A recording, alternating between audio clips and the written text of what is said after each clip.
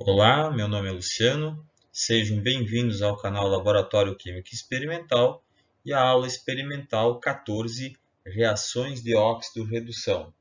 O objetivo desta aula é verificar experimentalmente a tendência que apresentam algumas substâncias químicas à oxidação e à redução, bem como os produtos de uma reação de óxido-redução.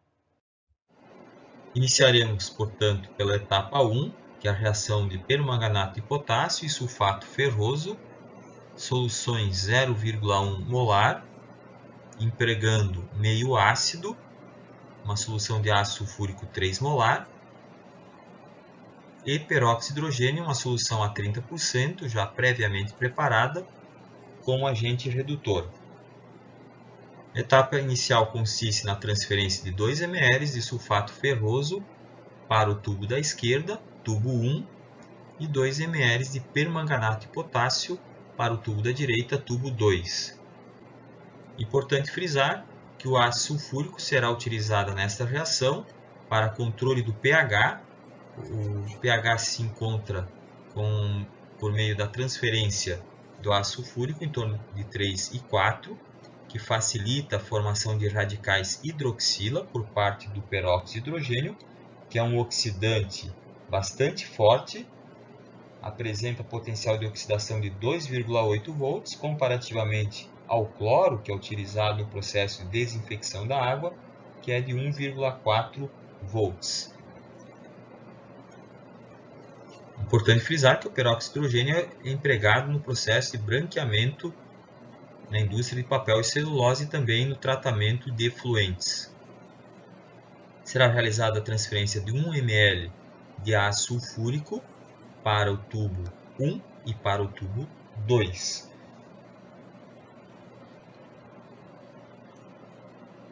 Importante avaliar, por meio das reações de oxirredução, as espécies químicas que sofrem oxidação e redução. Na próxima etapa será realizada a transferência de 2 ml de peróxido de hidrogênio. Importante avaliar a mudança de cor das duas soluções. No tubo à esquerda, a adição de peróxido de hidrogênio irá promover uma reação de oxidação do ferro 2+, do sulfato ferroso, em sulfato férrico Fe3+, que pode ser observado pela formação de um precipitado no fundo do tubo de ensaio por meio da reação sulfato ferroso mais ácido sulfúrico mais peróxido de hidrogênio, formando sulfato férrico mais água. Transfere-se 2 ml de peróxido de hidrogênio, observa-se a descoloração da solução e a mudança de cor indica que o manganês do permanganato de potássio é reduzido, formando o íon Mn2+. Essa reação ocorre com formação de sulfato de potássio mais sulfato de manganês e, conforme observado, ocorreu a formação de gás oxigênio e no tubo 1 percebe-se então a formação de íons ferro 3+ oxidados no tubo de ensaio na parte inferior. Procede-se agora a transferência de 2 ml de tiocianato de amônio. Deve-se observar a reação que vai ocorrer em relação ao sulfato férrico formado, mais água. Percebe-se já uma modificação da cor no tubo de ensaio para um vermelho tijolo. Transfere-se mais 1 ml. E ocorre, portanto, a formação de uma reação química com a formação de um complexo solúvel, formando tiocianato de ferro 3, que é o complexo solúvel observado no tubo de ensaio, mais amônio.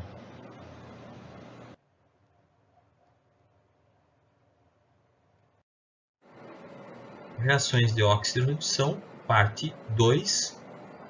Nessa reação empregaremos solução de sulfato de cobre 2 com magnésio metálico. procede-se a transferência de 2 ml de sulfato de cobre 2 para um tubo de ensaio e, na sequência, iremos adicionar uma tira de magnésio metálico. Importante frisar que o magnésio é mais reativo que o cobre e, portanto, será avaliada as transformações visuais em relação ao contato sulfato de cobre com magnésio metálico. Conforme pode ser observado, o magnésio reage com o sulfato de cobre. Desta forma, percebe-se que ocorre a formação de uma camada de metal vermelho sobre a superfície do magnésio, que nesse caso indica o cobre, e a solução ela torna-se mais clara, um tom mais acinzentado, branco, indicando a formação de sulfato de magnésio. Portanto, nós temos uma reação de oxirredução de magnésio metálico mais sulfato de cobre, formando sulfato de magnésio mais cobre metálico. É uma reação que ocorre em torno de 15 minutos.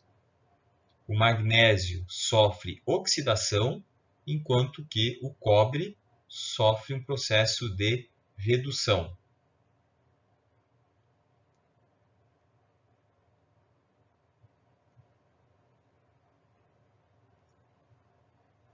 Conclui-se, portanto, que o magnésio é mais reativo que o cobre, sendo uma reação de simples troca, ou seja, ocorre uma transferência de elétrons, sendo que o magnésio é o agente redutor e o cobre é agente oxidante.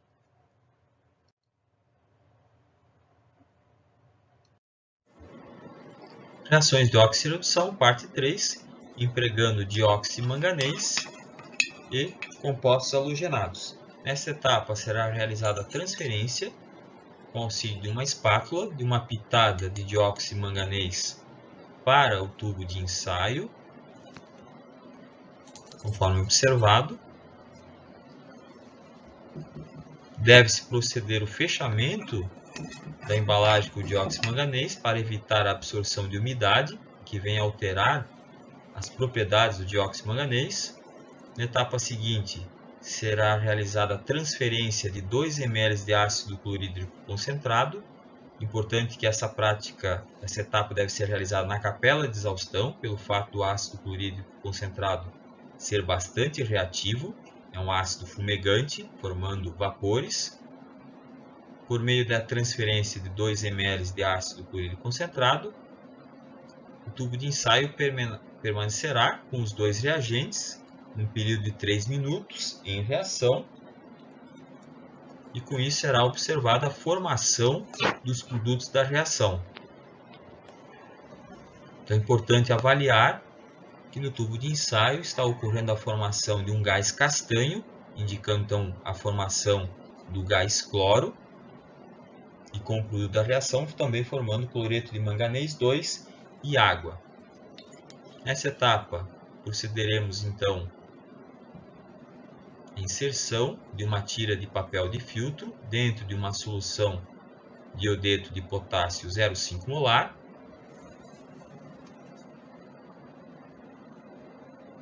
E a tira será inserida no interior do tubo de ensaio.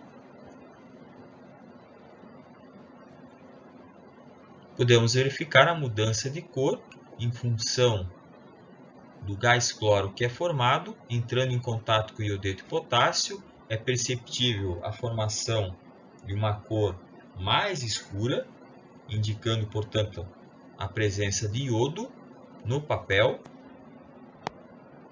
E a parte mais clara indicando o gás cloro em contato com o papel umedecido com iodeto de potássio.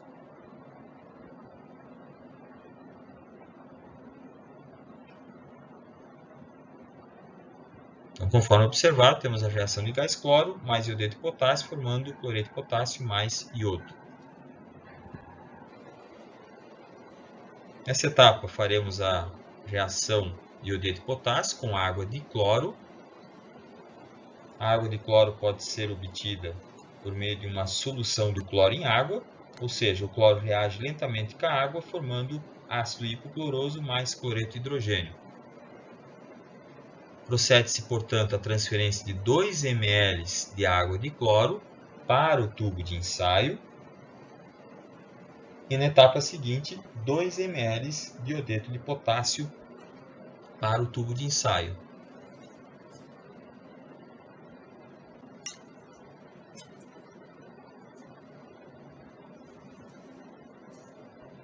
Conforme pode ser observado, o cloro é mais reativo que o iodo, de acordo com a fila de reatividade dos ametais, e será observado a mudança ou não de cor em relação à solução. Percebe-se então uma alteração na cor, formação em composto em cor violeta, indicando, portanto, a presença de iodo na solução. Então, a reação que temos é gás cloro mais iodeto de potássio, formando cloreto de potássio mais iodo em solução aquosa.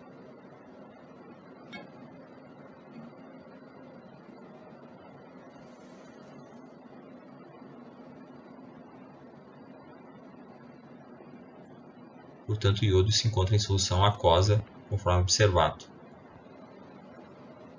Nessa etapa, iremos utilizar clorofórmio, PA.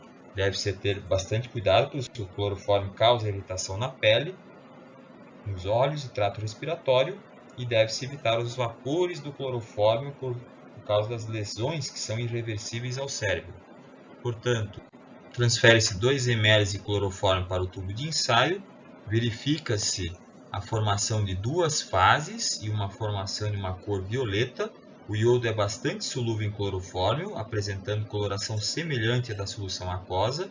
Isso ocorre porque em solventes não polares ou pouco polares, o iodo dissolve-se, conservando a cor violeta própria das moléculas. Então, realizando a agitação, nós podemos afirmar que o iodo, que é apolar, é constituído por átomos de grandes extensões, apresentando uma extensa nuvem eletrônica, formando ligações do tipo dipolo induzido, sendo a molécula facilmente polarizada.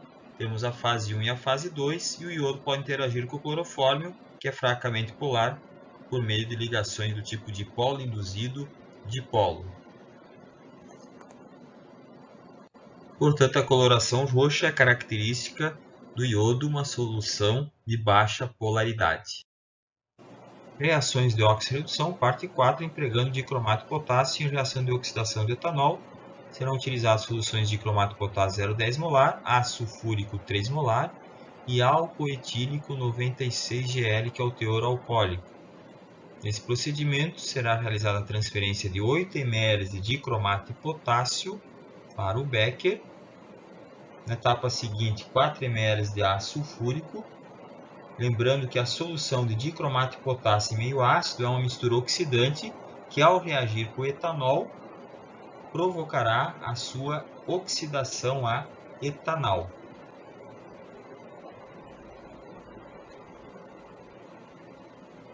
Será realizado agora, então, a transferência do ácido sulfúrico, 4 ml.